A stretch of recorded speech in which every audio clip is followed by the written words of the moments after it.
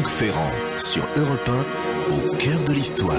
Le numéro hors série de Pellerin sur la bataille de Verdun est en kiosque depuis hier. Franck Ferrand l'a parcouru et il y a même participé. Bonjour Franck. Bonjour Anissa, bonjour à tous. On va commémorer en effet dimanche le centenaire du déclenchement de ce qu'on appelle la bataille de Verdun et qui en fait constitue presque une année de combat sanglant, vous savez, aux limites de l'absurde, du début à la fin de 1916. Pour en parler cet après-midi, Sophie Laurent, en charge des dossiers histoire à Pellerin. Il y a d'ailleurs un dossier spécial dans le numéro hebdomadaire de Pellerin. Et puis l'historien Jean-Yves Le Naour qui connaît si bien la Grande Guerre. Et tout à l'heure, à la fin de l'émission, Franck vous répondra à la question de Claude qui veut en savoir plus sur l'origine des sous-marins. Des sous-marins qui en vérité ont vu le jour bien avant la Première Guerre mondiale. Pour le moment, nous repartons 100 ans en arrière, donc 100 ans presque jour pour jour.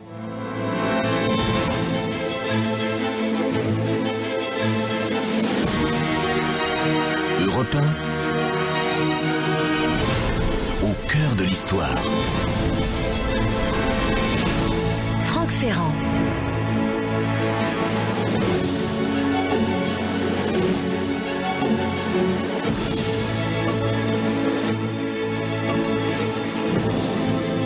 Et oui, nous y arrivons au centenaire de cette effroyable bataille de Verdun en 1916 qui aura été, vous le savez, la plus meurtrière de toutes les batailles de la Grande Guerre. 362 000 morts dans le camp français. Je ne parle pas des innombrables blessés. 336 000 morts dans le camp des Allemands. En tout, 700 000 morts. 700 000 morts. C'est la population entière de toute la zone urbaine de Bordeaux, par exemple. C'est complètement affolant. Ce sont des chiffres que nuancera, si je comprends bien, Jean-Yves Le Naour tout à l'heure. Alors, comment est-ce qu'on en est arrivé là ? Il faut vous dire qu'en 1915, les Allemands étaient largement sur la défensive. Ils ont résisté à un certain nombre d'offensives françaises. Le généralissime allemand von Falkenhayn s'occupe essentiellement du front Est. Et à la fin de 1915, on décide du côté allemand de faire porter l'effort sur le front Ouest, de créer des abcès de fixation en hommes et en matériel et de hâter la dislocation de l'alliance de cette façon. Alors, on a le choix, bien entendu, sur l'endroit où l'on peut faire porter cette espèce d'énorme offensive. Ça pourrait être à Belfort, où il s'agirait d'attirer les réserves alliées sur un secteur le plus excentré possible. En l'occurrence, on va choisir Verdun sur la Meuse. Verdun, où se trouve la 5e armée du Nord. Le Kronprinz tient à Verdun, son père aussi du reste, l'empereur, le Kaiser. C'est un secteur plutôt calme que l'on sait relativement mal défendu par les Français. Verdun, c'est le cœur de la France, disait le Kronprinz. Et c'est vrai que les Allemands, par le saillant de Saint-Mihiel, au sud-est du dispositif, ont comme un coin déjà enfoncé dans le front. Donc, les Allemands choisissent Verdun et ils vont déployer sur place vraiment un feu roulant extraordinaire, une préparation d'artillerie en roulement de tambour, si l'on veut essayer de traduire la formule, Trommelfeuer. Cette artillerie lourde allemande va faire des dégâts considérables, elle est très importante. Vous savez qu'en 14, elle a montré sa supériorité en écrasant un certain nombre de forts, à Liège, Namur, Anvers, Maubeuge, etc. Juste une parenthèse d'ailleurs pour vous dire qu'en août précédent, en août 1915, on a désarmé les forts. Ça, c'est une directive sur laquelle nous reviendrons tout à l'heure, mais qui a sans doute eu des conséquences du côté français, je veux dire. Donc la stratégie allemande, c'est d'enfoncer le front pour reprendre en quelque sorte l'avantage dans le conflit, c'est de créer de véritables saignées. On veut des combats meurtriers, c'est-à-dire que contrairement à un certain nombre de batailles dont on pourrait dire que leur caractère plus ou moins meurtrier est un effet involontaire des combats, là en l'occurrence on cherche à faire couler le sang. L'offensive est sur la rive droite de la Meuse, il y a sur la rive gauche des troupes en réserve en cas de riposte de grande ampleur. C'est peut-être ça la chance des Alliés. Encore une fois, cette histoire là aussi de choix stratégiques essentiels, nous y reviendrons tout à l'heure. Alors du côté français, on a fait montre, il faut le dire, dans ce secteur d'une relative négligence, malgré les terribles combats, des combats au corps à corps sur la crête des Éparges, au sud-est de Verdun.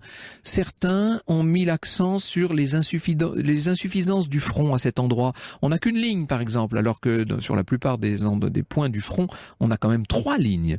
2, voire 3 lignes.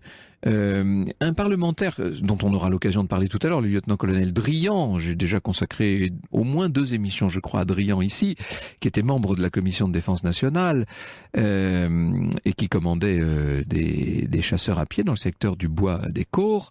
Drian a obtenu une visite sur place de Gallieni en personne, Gallieni ministre de la guerre. On est là juste avant l'offensive, en décembre 1915. En face, les Allemands sont en train comment dirais-je, d'affûter leurs armes. Ils ont des renseignements très très importants. Nous en avons aussi, grâce au 2e bureau, bien entendu, grâce à des transfuges, je pense notamment à des déserteurs alsaciens qui renseignent l'état-major français. Pour autant, l'état-major français réagit relativement peu et relativement mal. Disons-le, nous avons été surpris par cette offensive du 21 février 1916. À 5 heures du matin, on est en février et c'est un février très froid. Il y a de la neige, il y a un blizzard épouvantable. À 5 heures du matin, dans ce paysage de neige, c'est le déluge de fer et de feu. 1225 pièces d'artillerie qui vont du petit canon de 150 aux espèces de pachydermes de 420 contre les forts, bien entendu. Il faut savoir que Verdun est entouré d'une constellation de positions fortifiées. Le commandant du secteur, le général R, a pris des mesures évidemment pour essayer de contrer, mais ce sont des mesures qui sont disproportionnées par rapport à l'énormité de l'offensive.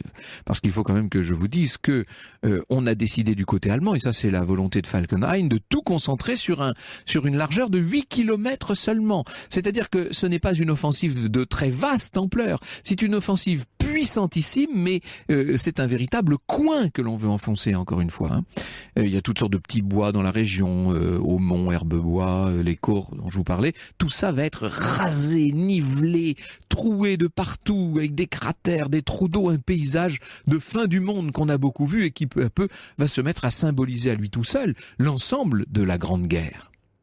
Devant le rouleau compresseur allemand, étroit donc mais irrésistible, les positions françaises tombent, et pour autant, et c'est la seule nouvelle positive en quelque sorte du côté des Français, l'avance allemande est relativement lente. Les dégâts causés aux Allemands par leur propre artillerie ralentissent la progression. Ça, c'est très intéressant.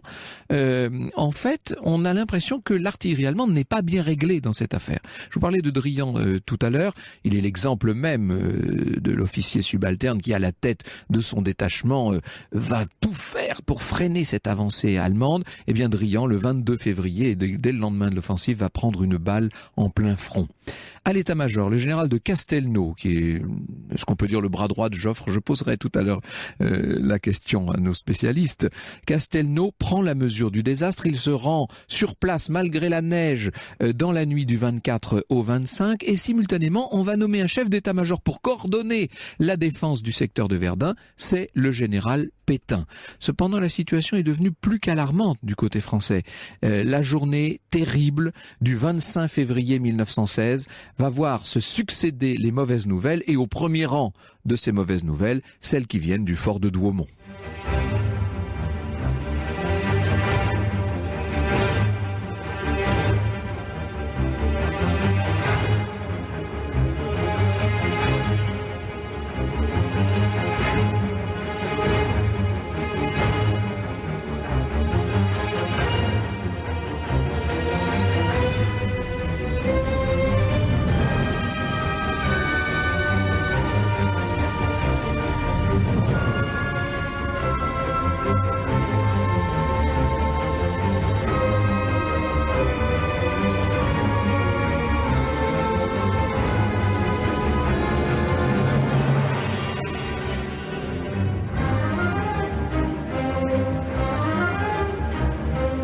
Un extrait de Verdun, suite pour orchestre composé par Patrice Delonne avec l'orchestre de la Garde républicaine à l'instant sur Europe 1. Il y a presque 100 ans, jour pour jour, débutait, Franck Ferrand, cette terrible bataille de Verdun que vous avez décidé de nous faire revivre cet après-midi sur Europe 1. Nous sommes le 25 février, aux alentours de 15h. Louvemont, après tant d'autres points, est tombé et à partir de là, tout s'enchaîne très vite. Les Allemands, l'infanterie allemande se rapproche du fort fort de Douaumont. Il y a sur place un régiment, c'est le 95e Héry qui défend le village de Douaumont. C'est un régiment fatigué, mal en point, disons-le, qui vient de parcourir à pied 52 kilomètres. Il ne va pas opposer une résistance très très forte. Les Allemands sont surpris. Il n'y a pas un coup de feu qui viennent depuis le fort. Faut l'imaginer, ce fort, hein, dans ce paysage qui devient de plus en plus infernal, ce fort qui est comme un mastodonte, hein, et qui a l'air de faire le dos rond sous son énorme carapace de béton. Or, pour les soldats allemands du 24e brandebourgeois, le vrai problème, ce ne sont pas les Français, ce sont les Allemands, hein, d'une certaine façon. Une fois encore, c'est un problème d'artillerie.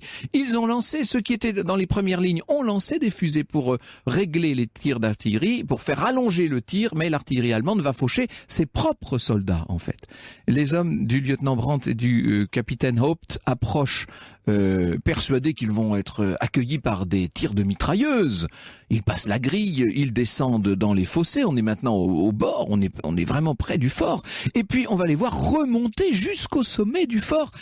Et enfin, des mitrailleuses françaises là réagissent depuis le village. Force est de l'admettre, le fort de Douaumont a été pris sans coup férir.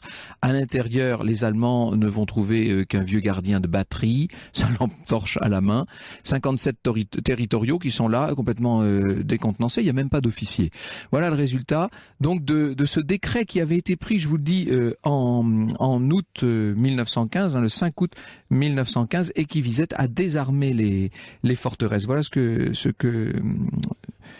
ce que nous dit, je crois que c'est Guy Blond qui nous dit ça. Georges Blond, voilà, c'est ça. On cherche vainement trace dans les récits et documents concernant la bataille de Verdun d'une quelconque intervention au sein de quelque état-major d'un officier s'écriant par exemple « Mais le fort de Douaumont peut tout de même être plus utile qu'une tranchée. Il faut le réarmer. » Par une chance extraordinaire, justement, les canons en tourelle de Douaumont n'avaient pas été ôtés, cette opération offrant des difficultés. Envoyer d'urgence des artilleurs capables pour servir ces pièces aurait dû, semble-t-il, aller de soi lorsque l'assaut parut à tous imminent. Non, on avait laissé là seulement le vieux gardien de batterie avec une soixantaine de territoriaux. Pour être parfaitement exact, il faut quand même ajouter que le 24 février au matin se trouvaient dans le fort des unités de réserve d'un régiment territorial de la Veuvre. Seulement dans la soirée, donc la veille même de l'offensive allemande sur le fort, ces unités avaient suivi l'ordre, si vous voulez, du général Langle de Cary de retirer tous les territoriaux sur la rive gauche de la Meuse. Donc on a, non seulement le fort était depuis longtemps désarmé, mais on l'a vidé même de sa défense humaine. On avait considéré, en tout cas les territoriaux en question, ont considéré que l'ordre s'appliquait aussi à eux. C'était peut-être une erreur d'interprétation. Alors là, après, on entre dans les excuses de guerre, vous savez. Les officiers généraux, les responsables d'état-major vont passer des années pendant la guerre, mais surtout après la guerre, à se rejeter la responsabilité de ce pitoyable épisode, très coûteux, bien entendu. Le général Rouquayrol pourra ainsi écrire « L'abandon du fort de Douaumont équivaut dans l'ensemble de la guerre à la perte d'une centaine de milliers d'hommes. » Voilà l'équivalent en tout cas voilà ce que c'est que cette perte. Certains officiers ont même été jusqu'à reprocher au 95e Héry de n'être pas intervenu de son propre chef, comme si un régiment allait se mettre à intervenir tout seul sans en avoir reçu l'ordre. On croit vraiment rêver. Mieux vaut ne pas trop s'attarder sur ce genre d'excuses. Alors, dès le 26 février, le général Pétain s'installe au nouveau poste de commandement opérationnel à la mairie de Souilly. Il est à la tête donc de la 2e armée qui fait face à la 5e armée allemande.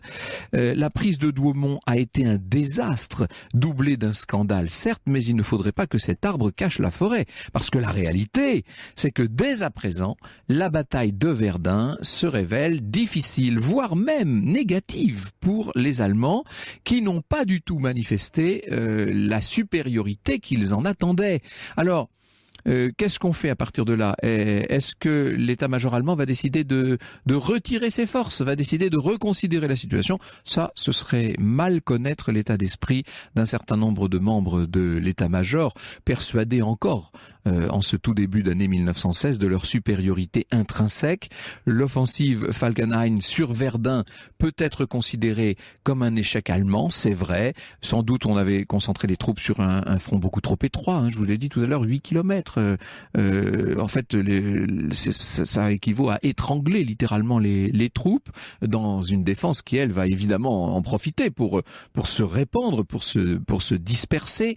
Il y a eu des dégâts très considérables dans les troupes allemandes causés par la propre artillerie allemande, ça vous l'aurez compris, mais il y a aussi, surtout ne diminuons pas cet aspect-là, il y a aussi en face une défense des poilus qui est une défense forcenée et qui va bien entendu beaucoup contribuer à donner à Verdun l'extraordinaire réputation de cette bataille, qui non seulement est une bataille extrêmement sanglante, extrêmement dure, mais est aussi une bataille où l'héroïsme a atteint des sommets. Franck Ferrand, 14h, 15h sur Europe 1.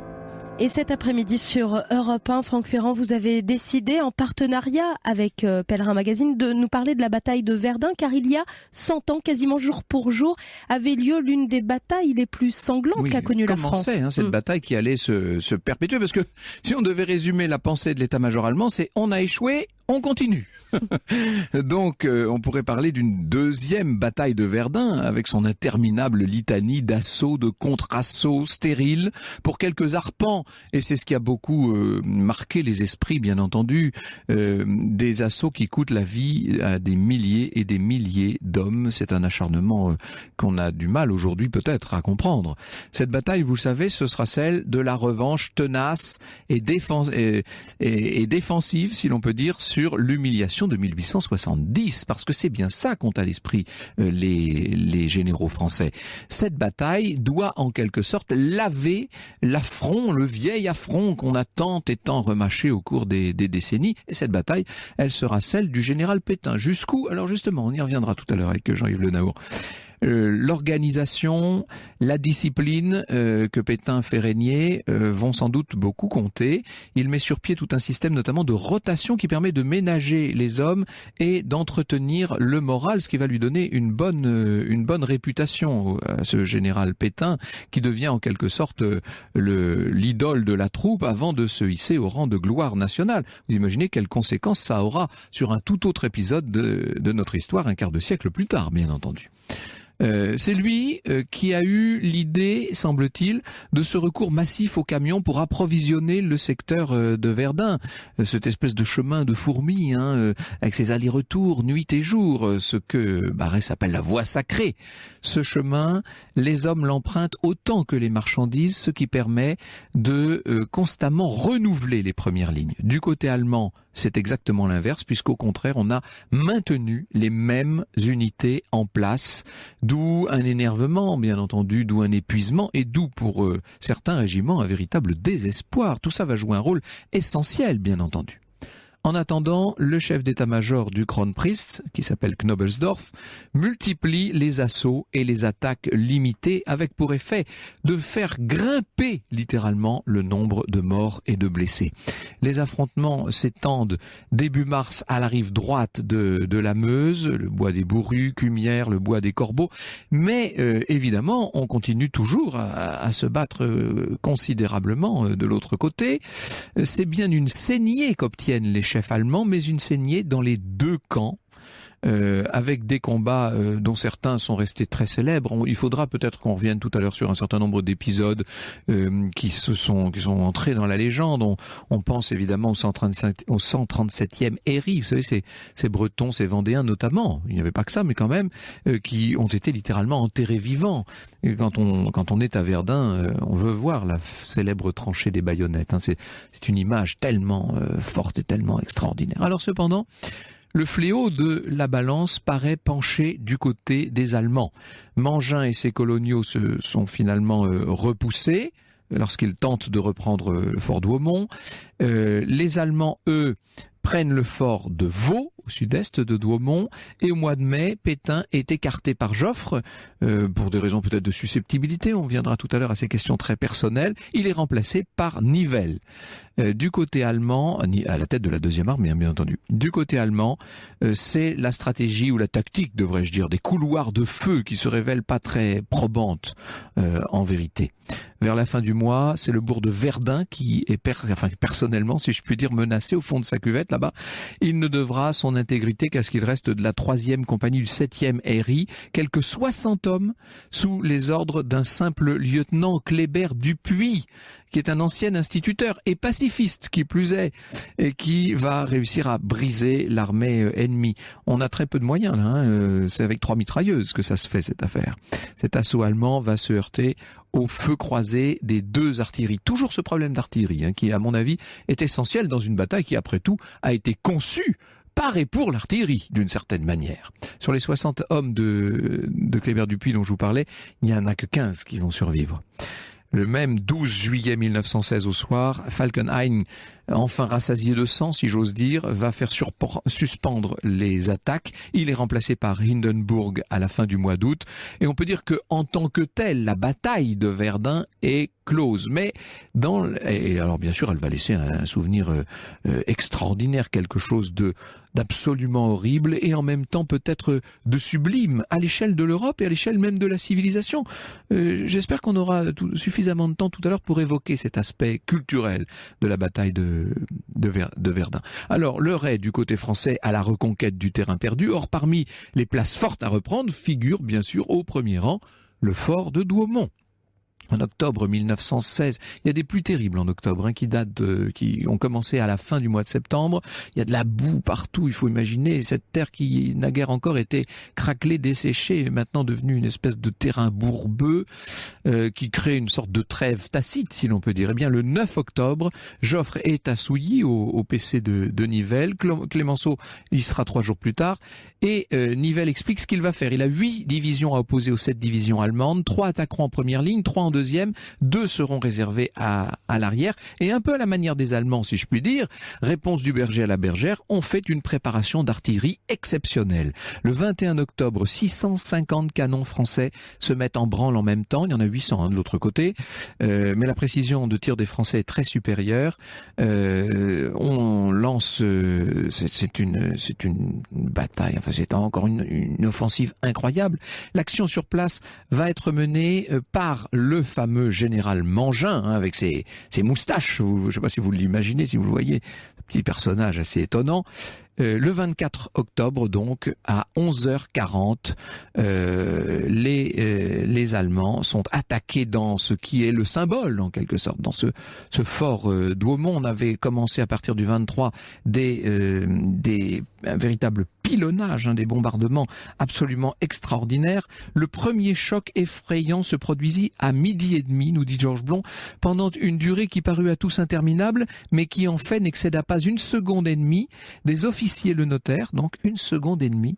Le grondement de l'artillerie fut couvert par un bruit différent, une sorte de hurlement enroué qui semblait descendre des hauteurs du ciel. Il y eut aussitôt ensuite comme un petit éclatement assez surprenant par sa modération, puis un bruit sourd, puis une fraction de seconde plus tard, un tonnerre assourdissant avec un déplacement d'air. Les hommes immobiles dans les casemates et dans les couloirs, donc de ce fort, avaient l'impression qu'un énorme aérolithe, un morceau de planète venait de pénétrer et d'exploser à l'intérieur du fort. Il s'agissait du premier projectile français de 400. Alors il va y avoir un deuxième, un quatrième, troisième, quatrième, cinquième, sixième obus qui lui attaque et touche le dépôt de munitions et fait tout sauter d'une certaine manière. Il est 14h. À ce moment-là, quand la lumière s'éteint dans le fort, à 16h, les hommes sont, tous ceux qui ne sont pas indispensables sont évacués, mais vous avez encore des gens qui sont là et qui se battent. C'est complètement incroyable. Dehors, il y a un brouillard considérable créé par toutes ces explosions, bien entendu, et nous allons vous raconter ça dans un instant. Un homme va se faire une réputation dans cette circonstance extraordinaire. Il s'appelle Ulysse le Nain. Bonjour Sophie Laurent, bonjour Jean-Yves Le Naour. On va revenir dans un instant sur les chiffres, parce que je me suis trompé sur le nombre de morts et sur le nombre de pertes, donc on y revient dans un instant. Et puis nous aurons tout le temps de développer les sujets que posent, les questions que pose cette bataille de Verdun. Franck Ferrand, 14h, 15h sur Europe 1. Et nous parlons de la bataille de Verdun cet après-midi sur Europe 1. Il y a quasiment jour pour jour 100 ans débuté cette bataille qui va durer très longtemps et qui va faire de nombreuses victimes. Franck Ferrand, vous recevez Sophie Laurent, grand reporter chargé des dossiers Histoire à Pèlerin, puisque c'est une émission en partenariat avec Pèlerin, dont le hors-série 1916 Verdun, la bataille est en kiosque depuis hier. Vous recevez également Jean-Yves Le Naour, docteur en histoire. Oui, c'est pas pour refaire, parce que il se trouve que j'ai donné un petit entretien à Sophie Laurent, mais c'est vrai que ce numéro de Pèlerin est particulièrement bien fait. Il y a tout un cahier à détacher qui a un aspect pédagogique, si je puis dire. Ça s'adresse aux plus jeunes notamment. Voilà, c'est pour les collégiens. Et puis on a une vision globale de toute la bataille, de tout le champ, ce qui est très pratique et ce qui permet de s'y repérer. Quand on parle de rive droite, rive gauche, la Meuse, elle coule vers le nord, donc la rive droite c'est l'est, et la rive gauche c'est l'ouest. Mais il y a tous ces forts, toutes ces batailles, ces offensives, etc., qui s'échelonnent, qui plus est dans le temps. Donc c'est bien d'avoir des cartes pour s'y repérer. C'est bien aussi d'avoir des chiffres, Jean-Yves Le Naour. Et je vous ai vu sursauter, tomber de votre chaise au tout début de mon récit, parce que j'ai parlé de 700 000 morts, c'est 700 000 pertes en fait. Oui, excusez les historiens, ils sont un peu tatillons parfois. Mais vous aviez corrigé sur votre compte Twitter, je l'ai vu en même temps. Voilà. Oui, donc en fait, expliquez combien de morts ? Il y a 300 000 morts en tout, 163 000 Français, 140 000 Allemands. Donc 300 000 morts en tout pour toute la bataille, mais 700 000 pertes, c'est-à-dire blessés, disparus, prisonniers et morts. D'accord. Alors, les disparus...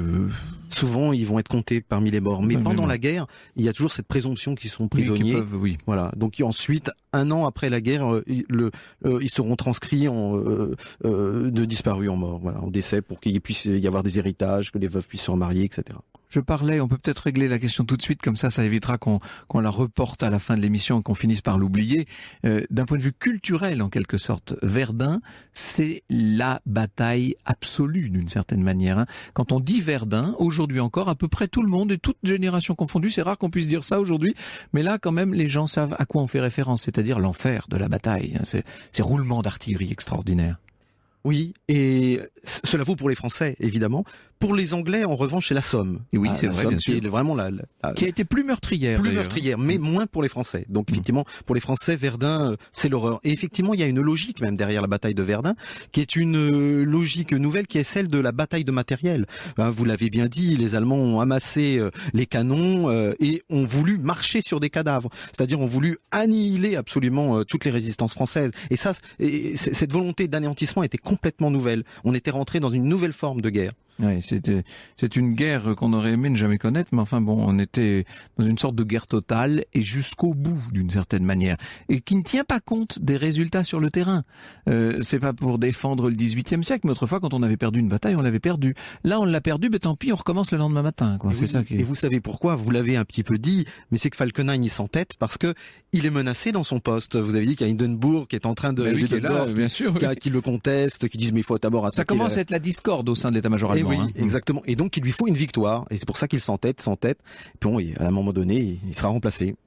Est-ce qu'à Verdun, aujourd'hui, Sophie Laurent, on est conscient d'être dépositaire d'une mémoire très particulière ? Ah oui, je crois.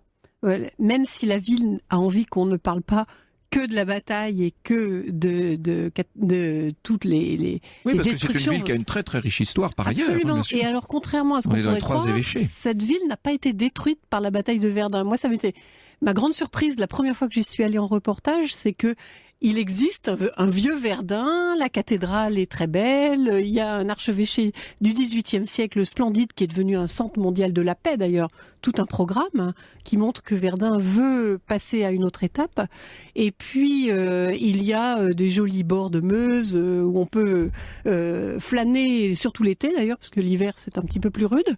Mais contrairement à ce qu'on pourrait imaginer, vu l'aplatissement du plateau, si j'ose dire, où a eu lieu le champ de bataille, qui a servi de champ de bataille, la ville elle-même a été finalement assez peu détruite, enfin moins que la propagande française l'a laissé entendre pour nourrir le mythe d'une ville martyre en fait. Bien sûr.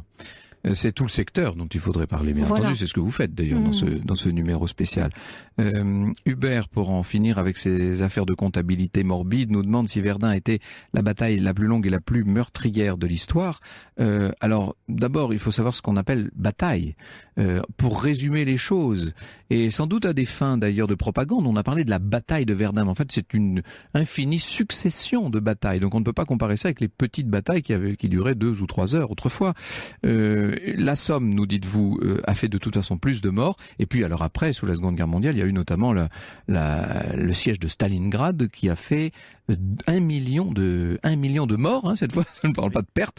1 million de morts, dont 250 000 civils environ. Donc il y a eu encore pire, si je puis dire. Bon, alors, revenons à l'organisation de cette bataille, Jean-Yves Le Naour. Comment est-ce que ça se passe ? L'état-major allemand a décidé de reprendre l'offensive. C'est ça l'histoire. On est à la fin de l'année 1915 et il faut tourner la page d'une certaine façon. Oui, alors au sein de l'état-major allemand, il y a 2 écoles, justement. Il y a Hindenburg et Ludendorff, et puis de l'autre côté, Falkenhayn. Et il y a ceux qui veulent continuer à frapper les Russes, à vaincre les Russes, et puis à rester sur la défensive à l'ouest. Et ceux, au contraire, les Occidentaux, comme on les appelle, qui veulent donner un coup de massue à l'ouest, et Falkenhayn en fait partie. Et donc, vous l'avez dit, vous avez expliqué que ça serait intéressant de faire un abcès de fixation, un endroit fort symbolique, en tout cas, du front français, Belfort ou Verdun. Et effectivement, on s'aperçoit que finalement l'intérêt, il est peut-être plus politique, moral, symbolique pour les Allemands que militaire, puisqu'après tout, prendre Belfort ou, comme on l'a décidé finalement, prendre Verdun, ce n'est pas mettre fin à la guerre. C'est simplement créer un choc chez les Français, parce que si les Français, ils croient à l'époque, ils ne savent pas que l'on a désarmé les forts, comme vous l'avez rappelé. Eh bien, si les Français croient que Verdun c'est la position la plus fortifiée et la plus forte de leur front, ils seront abattus d'apprendre qu'en 3 jours cette position est tombée. Et voilà.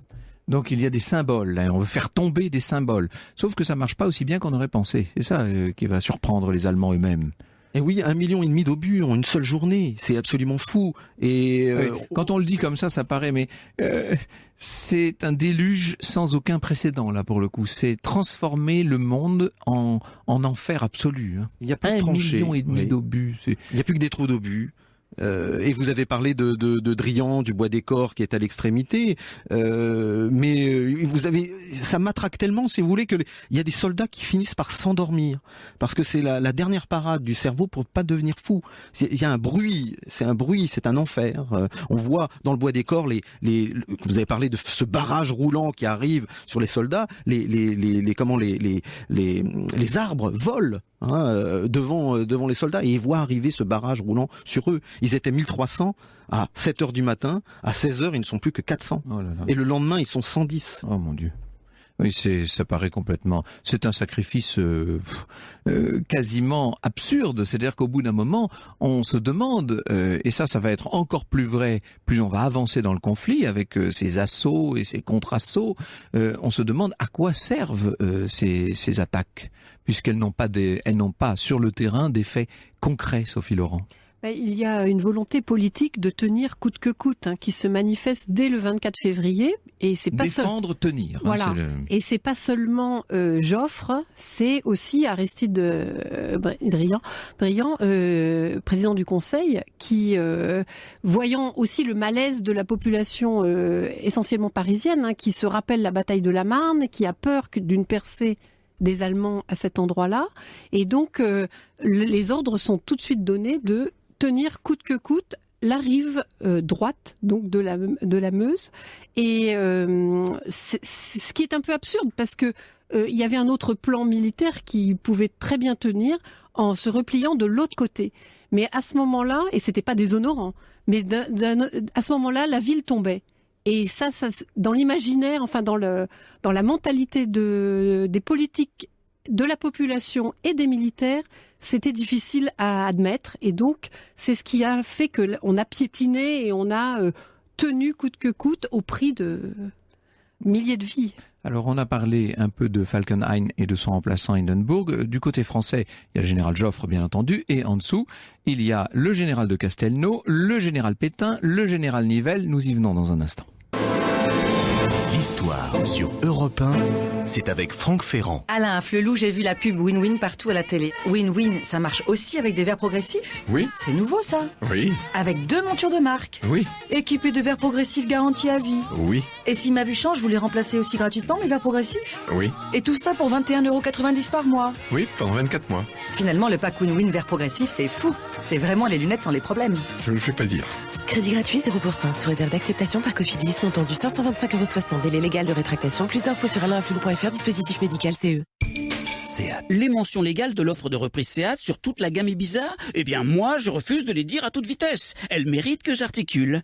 Alors pour l'achat d'une Seat Ibiza neuve, livrée avant le 31 mai, Seat reprend votre véhicule de moins de 10 ans aux conditions de l'Argus plus 3 000 €. Vous voyez, c'est bien de prendre le temps.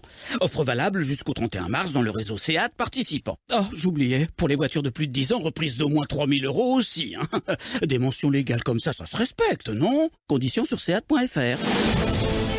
Franck Ferrand, 14h, 15h sur Europe 1.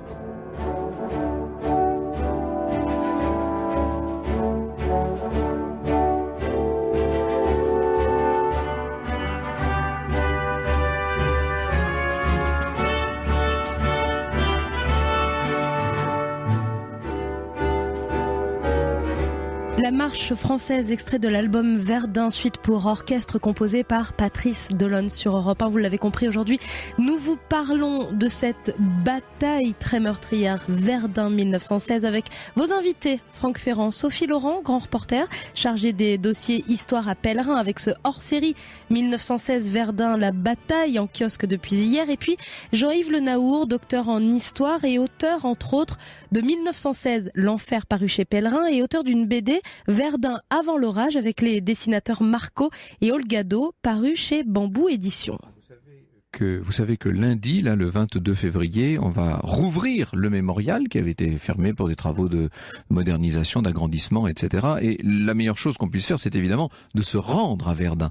Il y a des émotions qui ne peuvent pas être transmises autrement que par la présence sur les lieux.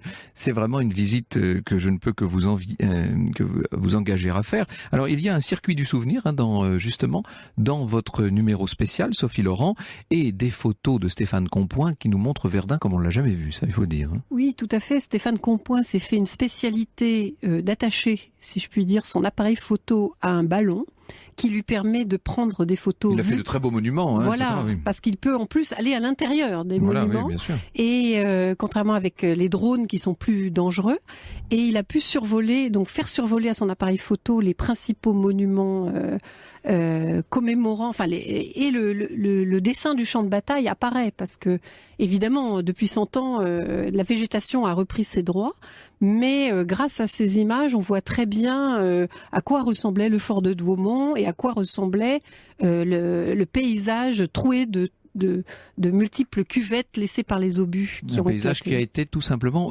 bouleversé par ce qui s'est passé. C'était lunaire. Bien sûr. Laurence me fait amicalement observer que dans la Meuse, la Veuvre, ça se prononce Wavre, me dit-elle sur place. Bien, ça, dont acte, chère Laurence. Et Michel de Castelnau, qui doit descendre directement du général du même nom, me fait observer que la défense de Verdun ne pouvait se faire sur la rive gauche de la Meuse, celle-ci étant moins élevée que la rive droite. Ça a eu donné un atout supplémentaire à l'artillerie allemande et c'est pour cela que le général de Castelnau, muni des pleins pouvoirs par Joffre, décida de réorganiser cette défense dès le 25. Alors justement, j'étais hier en compagnie de Patrick de Gmelin et j'en ai profité, puisqu'il est le biographe de Castelnau, pour lui demander quel a été le rôle précis du général de Castelnau dans cette affaire. Mais il était très important puisque il est à l'époque chef d'état-major du général Joffre, qui n'est pas encore maréchal, et ça se passe mal à Verdun. On le sait depuis longtemps, et un soir, il discute avec Joffre, et il se demande comment orienter la bataille. Le secteur fortifié de Verdun, ce qu'on appelle le SFV, est sous le commandement du général de Langue de Cary, et ça ne va pas. Castelnau retourne dans la soirée, il est à Chantilly, il quitte l'hôtel du Grand Condé où est l'état-major, il rentre dans sa villa, il étudie les plans et en pleine nuit, il se dit pour donner les ordres qui vont bien, il faut aller sur place. Il retourne donc à l'hôtel de Condé, un aide de camp est là, je crois que c'est le commandant de Galbert, grand-père du futur général de Galbert, et il demande à voir Joffre. Mais Joffre, à cette heure-ci, il dort. Et quand Joffre dort, on ne le réveille pas. Castelnau insiste et demande l'autorisation de partir pour Verdun sur l'heure. Et il reçoit l'autorisation par un petit papier qui est passé sous la porte et qui donne les pleins pouvoirs. Il part donc avec les pleins pouvoirs, il peut faire ce qu'il veut. Il est en quelque sorte le chef de l'armée. Il part donc dans la nuit, tempête de neige épouvantable, son chauffeur réussit à atteindre le PC où se trouve le général de Langue de Carie, et Castelnau l'interroge, et l'interroge de telle manière qu'il le laisse un petit peu de côté. Le Langue de Carie a l'impression d'être vraiment exclu de ce qui va se passer. Et c'est en réalité ce qui va se passer. Et à l'époque, Castelnau donne l'ordre de nommer un chef. Donc il écarte de Langres et il décide de lui-même de nommer le général Pétain. Pétain qu'il n'apprécie pas particulièrement, et ça durera d'ailleurs bien au-delà. Et il envoie chercher Pétain. Pétain est en train de compter fleurette à une dame, et l'officier, qui en pleine nuit, parce que tout ça se passe en quelques heures, arrive dans l'hôtel où le général Pétain est descendu, voit une paire de bottes et une paire de bottines devant la porte, et il va faire ouvrir la porte en frappant, et Pétain dit « Bon, je viendrai demain matin ». Non, non, non, non, le général de Castelnau veut que vous veniez immédiatement. Et Pétain remet ses bottes, part à l'état-major, rencontre Castelnau, qui, sur un manifold, lui donne l'ordre de prendre le commandement du secteur fortifié de Verdun. Et c'est donc lui... C'est ce qui s'appelle rendre à César, ça. Hein. Exactement. Donc l'ordre de nommer Pétain. De nommer Pétain, c'est Castelnau, tout à fait régulièrement, puisqu'il est muni des pleins pouvoirs par le général Joffre. Et ça, c'est une chose qu'on dit peu ou mal, et je pense qu'il faut le rétablir. Et quelqu'un a dit il n'y a pas longtemps, s'il n'y avait pas eu Castelnau, il n'y aurait pas eu Pétain et sans doute toute la suite. C'est assez étonnant cette version, puisqu'on a l'habitude de lire que c'est Joffre qui nomme Pétain. En fait, c'est avec les pleins pouvoirs Castelnau qu'il nomme Jean-Yves Le Naour. En fait, ce que fait Castelnau, d'essentiel, quand il arrive à Verdun, c'est qu'il ordonne de se défendre sur la rive droite. Vous l'avez rappelé tout à l'heure, Douaumont, finalement, avait été évacué et les troupes étaient en train de reculer. Pourquoi ? Parce que l'Angle de Carie, qui commandait le front du centre, parce que le général R, qui commandait la région de Verdun, considérait que c'était foutu, que la rive droite de la Meuse était foutue, et donc on n'avait plus qu'à se reporter derrière la Meuse et à arrêter les Allemands derrière la Meuse. Mais Castelnau, il arrive, il y avait les renforts qui étaient déjà là, et on les laissait pas passer sur la rive droite, parce qu'on disait, mais si on les laisse passer le 20e corps, les Allemands vont bombarder les ponts, et ils vont se retrouver prisonniers avec leurs canons, etc. De l'autre côté, oui. Et Castelnau, lui, prend la responsabilité de faire passer le 20e corps. Donc c'est ça, véritablement, cette décision du 25 février. Pétain, lui, par Joffre, il a reçu la mission de défendre le secteur sur la rive gauche. Et c'est Castelnau qui, sur un coin de table, avant minuit, lui dit, non, vous allez prendre tout le secteur, y compris la rive droite. C'est-à-dire que c'est Castelnau qui a décidé qu'on se battrait. Castelnau a donc montré les dents ce jour-là. Il demande à Pétain d'agir tous azimuts. Quel va être le rôle essentiel de Pétain dans cette histoire ? Vous savez, la bataille de Verdun n'est pas une bataille stratégique. C'est une bataille où on alimente, c'est-à-dire qu'on envoie des soldats. Il faut un logisticien en fait, c'est ça. C'est pas une bataille où un grand génie. Il n'y a pas de manœuvre. Voilà. Donc ce que fait Pétain, et vous l'avez rappelé tout à l'heure, c'est la fameuse Noria, c'est-à-dire qu'il faut alimenter la bataille par la voie sacrée, par ces camions qui peuvent apporter 20 000 hommes par jour, qui roulent par choc contre par choc, qui sont pleins d'hommes à l'aller et puis qui sont vides au retour, ou alors qui remportent justement ceux qui redescendent, qui sont tout crottés, blessés, etc. Donc c'est une organisation, Pétain. Mais ensuite, Pétain, il a commandé seulement 2 mois à Verdun. On a toujours tendance à le présenter comme un vainqueur de Verdun, mais Nivelle a commandé 7 mois et demi à Verdun, et Pétain n'a commandé que 2 mois. Il faudrait quand même rappeler ça. Et ensuite, il faut relativiser donc. Oui, un peu, oui. Et ensuite, si Pétain a été éloigné, c'est parce que Joffre a vu qu'il commençait à être populaire, et donc il l'a un petit peu promu pour l'éloigner, et il a donné le commandement à Nivelle. Et c'est Nivelle qui, à la fin de l'année 1916, vous avez rappelé la reprise de Douaumont, la reprise de Vaux, hein, et c'est Nivelle qui était considéré comme le vainqueur de Verdun en décembre 1916. Alors ça, ce sont les grands personnages, si je puis dire, mais il y a aussi les petits, Sophie Laurent, auxquels vous vous attachez. Et il y a un article de Philippe Desmenais qui s'appelle « Moi, Achille Bardin, j'ai vécu l'enfer ». Et là, on entre dans la réalité, si je puis dire, de la bataille. Tout à fait, mais il se trouve qu'il y a 2 ans, un de nos lecteurs, âgé de 89 ans, et qui est d'ailleurs décédé depuis, nous a confié le journal tenu par son grand cousin, plus exactement, puisqu'il il était 2 générations plus vieux, Achille Bardin.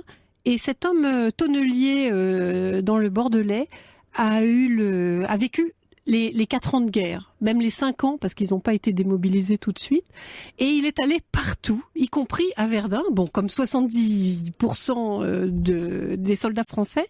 Mais on a décidé de publier son journal parce qu'il nous a semblé symptomatique de ce que vivait le poilu lambda. Et son récit, il a été brancardier à Verdun, est assez typique en fait de l'horreur au ras de la boue, je dirais. Il faut dire que c'est que pour tous ces hommes du rang, Pétain avait quand même une aura extraordinaire. Vous le traitez d'imposteur dans Historia, vous, Jean-Yves Le Naour. C'est-à-dire qu'on a construit un mythe autour de Pétain. Voilà, il a vaincu, etc. Mais c'était le nouveau Carnot, quoi. Voilà, je rappelle effectivement qu'à la fin de l'année 1916, c'était Nivelle. Et simplement, Nivelle a été effacé de notre mémoire parce que il est le vaincu du chemin des dames. Et donc ensuite, Pétain a pu s'imposer. Et ensuite, ça a été une telle propagande, etc. Ensuite, je veux dire, dans ce dossier d'Historia, qui nous a aussi causé beaucoup de courriers, eh bien, je veux dire aussi que la gloire de Pétain qui a lieu en mars, les articles de journaux qui vont vanter Pétain, etc., qui vont construire sa légende, c'est une gloire qui est très médiatique et qui est très politique. Pourquoi ? Parce que les politiques, les parlementaires, les journalistes, critiquent Joffre. Ils veulent qu'on se débarrasse de Joffre. Et pour se débarrasser de Joffre, on chauffe la place d'un remplaçant. Mais oui, il faut toujours avoir le contrepoids, bien entendu. Et c'est pour ça que Joffre, il a bien compris, c'est pour ça qu'il éloigne Pétain. Et voilà, qu'il fait revenir Nivelle, en fait. C'est aussi parce que Pétain, à ce moment-là, à Verdun, comprend l'intérêt de la médiatisation. Au début, il aime pas trop les journalistes. C'est un communicant, si on peut dire. Mais là, il découvre l'intérêt d'être un peu sur le devant de la scène. Il va faire venir deux écrivains dans son état-major. On parle beaucoup du numéro, de ce numéro exceptionnel, de ce numéro hors série de Pellerin, bien entendu. Nous sommes en partenariat aujourd'hui. Je viens de dire un mot d'Historia. Il faut dire que le Figaro Histoire aussi consacre un numéro à Verdun. On va beaucoup parler de Verdun là dans les temps qui viennent. Et pour cause, c'est quand même la moindre des choses. 100 ans après, et si j'en crois vos messages, vous êtes très nombreux à nous dire rendons hommage, n'oublions pas, pensons à tous ceux qui sont tombés, etc. Je pense que c'est la première chose à faire, évidemment. Au-delà du travail d'histoire, il y a un devoir de mémoire, bien entendu. Alors, un petit mot justement sur les hommes. On a parlé de cet instituteur, on a parlé de ce monsieur là qui. Je disais un mot d'Ulysse Le Nain, par exemple, qui va tout seul prendre le fort d'Ouaumont, hein, si je puis dire. C'est-à-dire que c'est une espèce de héros invraisemblable qui descend à l'assaut au moment où on va reprendre Douaumont. Il y a comme ça il y a des héros qu'on met en avant, peut-être pour donner du moral aux troupes, hein, c'est peut-être ça. Et il y a aussi, par exemple, le commandant Raynal, qui défendait le fort de Vaux avec, on a vanté la résistance, mais de ces soldats de Vaux qui étaient encerclés par les Allemands, qui ont tenu pendant une semaine sans boire. Voilà, avec le dernier pigeon, c'est connu cette histoire du pigeon vaillant. C'est mon dernier pigeon, hein, écrit le commandant Raynal. Venez à notre secours, nous n'en pouvons plus, c'est mon dernier pigeon. Oui, on peut dire que d'une façon générale, on a écrit la légende aussi, en même temps, presque au moment même, en même temps que les événements arrivaient. Surtout qu'il y avait la honte de la chute du fort de Douaumont à effacer. Il fallait faire oublier, bien sûr, il fallait faire oublier. La défense de Vaux. Oui. Replonger dans ces combats, nous dit Benoît Fidelin dans l'éditorial de ce beau hors-série de Pellerin, c'est à 100 lieues de toute gloriole rendre hommage à la volonté et à la souffrance des soldats broyés dans la première bataille symbolisant la guerre industrielle. Ce que nous avons fait, disait encore Maurice Genevoix, c'est plus qu'on ne pouvait demander à des hommes, et nous l'avons fait. Au cœur de l'histoire. Retour aux origines. Et aujourd'hui, Franck, une question de Claude sur le site internet europe1.fr. Pourriez-vous revenir sur l'origine des sous-marins? Oui, alors évidemment, on a tous à l'esprit ce dessin de Léonard de Vinci qui présente les plans d'un sous-marin de guerre, mais on est totalement dans l'imaginaire, là, bien entendu. C'est en 1624, je dis bien 1624, que le Hollandais Cornelius van Drebbel développe un premier sous-marin de bois et de cuir qu'on manœuvre avec des rames. Il peut descendre à 5 mètres de profondeur. Il a été testé dans la Tamise devant le roi Jacques Ier. Il sera utilisé quelques années plus tard pour tenter de détruire la digue. Vous savez, cette grande digue que Richelieu avait fait bâtir au moment du siège de La Rochelle, sans succès. Alors, en 1776, donc quand même 150 ans plus tard, on est au début de la guerre d'indépendance américaine, David Bushnell met au point le premier sous-marin de combat qu'on appelle le Turtle, ça ne s'invente pas. C'est ensuite encore un siècle plus tard qu'on va avoir les premiers sous-marins effectifs. On en parle beaucoup en 1870 dans 20 000 lieues sous les mers, évidemment, de Jules Verne. Et bien entendu, c'est lors de la Première Guerre mondiale que les sous-marins vont devenir significatif d'un point de vue militaire, avec l'emploi d'environ 250 sous-marins de combat. On avait raconté ici, même à plusieurs reprises, je crois, l'affaire du Lusitania notamment, mais ce n'est qu'une des très très nombreuses histoires de sous-marins de la Première Guerre mondiale. Alors justement, pour ce qui est de la Première Guerre mondiale, Jean-Yves Le Naour a fait paraître chez Perrin 1916, il y avait eu 14, 15, 16, il y a 17 qui est déjà sorti, on attend 18 bien entendu, donc 1916 de Jean-Yves Le Naour sous-titré L'Enfer chez Perrin, et puis donc en kiosque depuis hier, ce numéro exceptionnel hors série de Pellerin, 1916, Verdun, la bataille avec les plans, les photos et les articles et tout le reste. Merci beaucoup.